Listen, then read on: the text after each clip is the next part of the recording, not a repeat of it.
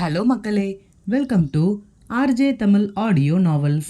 நான் தான் உங்கள் ஆர்ஜே. என்னுடைய கதைகளை கேட்டு மகிழ என்னுடைய சேனலை சப்ஸ்கிரைப் செய்து கொள்ளுங்கள். இப்போ வாங்க கதைக்குள்ள போகலாம். கதையின் பெயர் அவனதிகாரம். அத்தியாயம் 88. சிறு வயதில் தன் உடன் பிறந்த சகோதரியிடம் எவ்வளவோ சண்டையிட்டு இருப்போம்.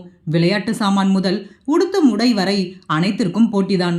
உண்ணும் உணவில் கூட சரி பாதி பங்கு வேண்டும் என்று எத்தனையோ முறை அடித்து கொண்டிருப்போம். ஆனால் திருமணம் நடந்துவிட்டால் எங்கிருந்துதான் இவர்களுக்கு பொறுப்பு வருமோ தெரியாது. தன் உடன் பிறந்தவர்களை பார்க்கும் பொழுது அவ்வளவு பொறுமையாக பாசமாக நடந்து கொள்வார்கள். தன்னிடம் இருக்கும் எதை அவர்கள் விரும்பி கேட்டாலும் உடனே கொடுத்து விடுவார்கள். எதுவுமே அருகில் இருக்கும் வரை அதன் அருமை தெரியாது. சற்று விலகி இருந்து பார்க்கும் பொழுதுதான் அதன் உண்மையான அருமை நமக்கு புரியும். மறுநாள் விடியல் அழகாய் விடிந்தது. லட்சுமி சமையலறையில் பரபரப்பாக காலை உணவை தயார் செய்து கொண்டிருந்தார். அனைத்துமே யாழினிக்கு பிடித்ததாக பார்த்து பார்த்து தயார் செய்து கொண்டிருந்தார். அவரின் சமையல் மனமே யாழினியை எழுப்பியது. அதை அனுபவித்தபடி எழுந்தவள் காலை கடன்களை எல்லாம் முடித்து கொண்டு கீழே இறங்கி வந்தாள்.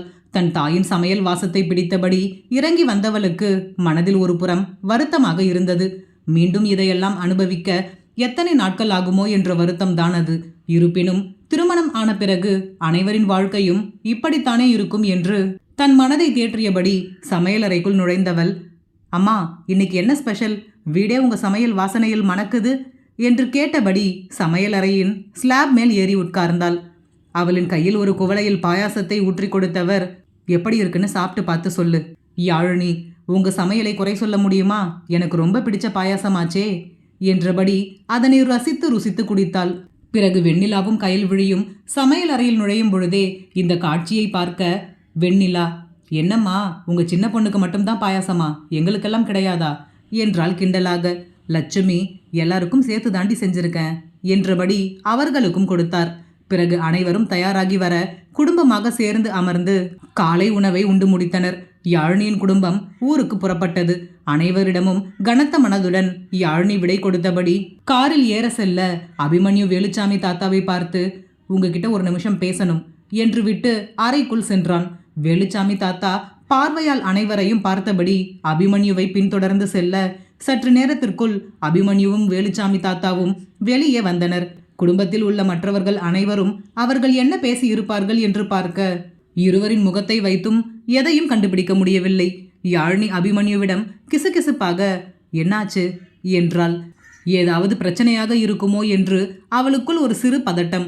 அபிமன்யு யாழினியை பார்த்து தன் ஒற்றை கண்ணை சிமிட்டியபடி, நத்திங், சும்மா ஒரு பாய் சொல்லலாம்னு போனேன்.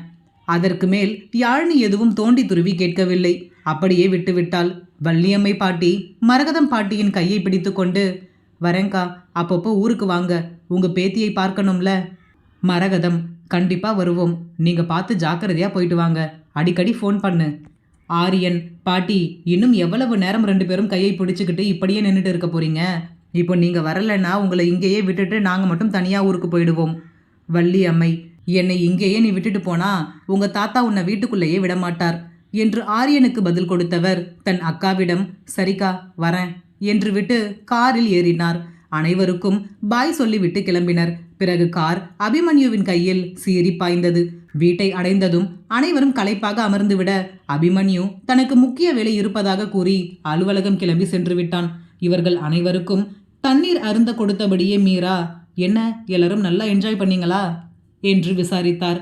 ஆரணி, எஸ் மாம், ஜாலியாக இருந்துச்சு, ஸ்வேதா கூட வந்திருந்தா, எல்லோரும் அங்கே கோவிலுக்கு போனோம், அப்புறம் ஆத்தங்கரைக்கு போனோம் என்று அங்கு செய்த ஒவ்வொரு விஷயத்தையும் பட்டியலிட்டு கூறிக்கொண்டிருந்தாள். யாழினி, நீங்களும் வந்திருக்கலாமத்த, ஜாலியாக இருந்துச்சு. மீரா, நானும் வந்துட்டா மாமாவையும் அப்பாவையும் யார் பார்த்துக்கிறது? மாமா ஃபாரினுக்கு போயிருந்தா நானும் வந்திருப்பேன், அவங்க வேற ஊருக்குள்ளே இருக்காங்கல்ல. ஆரியன், இந்த வயசுலையும் எங்கள் அம்மாவுக்கு எங்கள் அப்பா மேலே எவ்வளவு லவ்னு பார்த்தியா யாழினி? அவர் ஊருக்குள்ளே இல்லைன்னா தான் வருவாங்க, அவர் ஊருக்குள்ளே இருந்தார்னா அவரை விட்டு பிரியவே மாட்டாங்க என்று கூற, யாழினி, எனக்கும் தெரியும், நானும் நோட் பண்ணியிருக்கேன். ஆரியன், ஆனால் இப்போ அவங்களுக்கு போட்டியா நீயும் எங்கள் அண்ணனும் வந்துடுவீங்க போல இருக்கே என்று யாழினியையும் சேர்த்து கிண்டல் செய்தான். வள்ளியம்மை பாட்டி, வீட்டில் சும்மா உட்கார்ந்துருந்தா இப்படி தான் யார் யார் என்னென்ன பண்ணுறாங்கன்னு பார்க்க தோணும். உங்கள் அண்ணன் ஆஃபீஸ்க்கு கிளம்பி போயிட்டான்ல, நீயும் அவன் கூட கிளம்பி போக வேண்டியது தானே, வீட்டில் உட்கார்ந்துக்கிட்டு என்னடா கதை பேசிக்கிட்டு இருக்க? ஆரியன், பாட்டி, இப்போ தானே ஊரிலிருந்து வந்தோம், டயர்டாக இருக்காதா? நாளைக்கு போய்க்கலாம் என்றான் சலிப்பாக. வள்ளியம்மை, உங்க அண்ணனும் இப்போதானே வந்தான், அவன் போகல? ஆரியன், அதுதான் பாட்டி நானும் யோசிக்கிறேன். அண்ணனுக்கு எவ்வளவு பவர் இருக்குன்னு பாத்தீங்களா? டயர்டாகவே மாட்டேங்கிறார். மீரா, கண்ணு வைக்காதடா, பாவம், அவனுக்கு ஏதோ இம்பார்ட்டன்ட் ஒர்க் இருக்குன்னு ரெஸ்ட் கூட எடுக்காமல் போயிருக்கான். ஆரணி, மாம், ஷைலஜாவோட கல்யாண வேலையெல்லாம் எப்படி போகுது? மீரா கவலையான குரலில், எங்க போகுது, உங்க அத்தை எந்த வேலையுமே பார்க்க மாட்டேங்கிறாங்க. ஷைலஜாவும் கல்யாண பொண்ணு, அவ எப்படி எல்லாத்தையும் பார்க்க முடியும்? அதனால் உங்க அப்பா தான் பார்த்துக்கிட்டு இருக்கார். இப்போதான் பத்திரிக்கை அடிக்க கொடுத்துருக்காங்க. நீங்க எல்லாம் வந்ததுக்கு அப்புறமா கல்யாணத்துக்கு ஷாப்பிங் பண்ணிக்கலாம்னு ஷைலஜா சொல்லிட்டா. ஆரணி, அப்போ இனிமே ஜாலி தான், கல்யாண வேலையில் நம்ம வீடே களை கட்ட போகுது. விசாலாட்சி, என் பொண்ணோட வாழ்க்கையை நாசமாக்குறதுக்கு குடும்பமே சேர்ந்து சந்தோஷப்படுறீங்களா? இதே மாதிரி உன் பொண்ணுடைய வாழ்க்கையும் நீ ஆசைப்பட்ட மாதிரி அமையாம உன் கண்ணு முன்னாடியே நாசமா போக போகுது பாருங்க என்று மனதிற்குள்ளாகவே சாபம் விட்டார். 2 நாட்களில் யாழினிக்கும் ஆரணிக்கும் பரீட்சைகள் தொடங்க இருப்பதால் யாழினியின் நண்பர்கள் அவளுடன் படிப்பதற்காக இன்று அவளின் வீட்டிற்கு வருவதாக கூறியிருந்தனர். யாழினி, அத்தை, என்னோட ஃப்ரெண்ட்ஸ் எல்லாம் இன்னைக்கு என் கூட குரூப் ஸ்டடீஸ் பண்ணுறதுக்காக நம்ம வீட்டுக்கு வரேன்னு சொல்லியிருக்காங்க.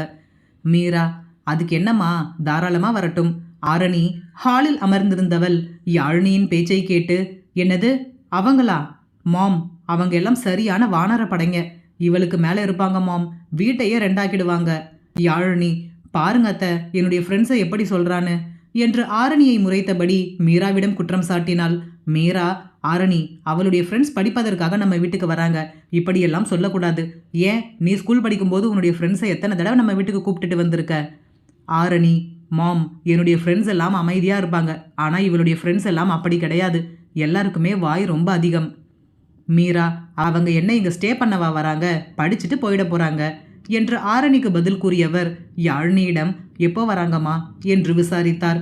யாழினி, இன்னும் கொஞ்ச நேரத்தில் வந்துருவாங்க அத்தை.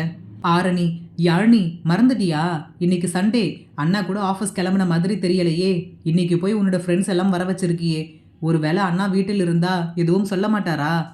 யாழினி, நான் உங்கள் அண்ணன்கிட்ட நேற்று நைட்டே சொல்லிட்டேன்.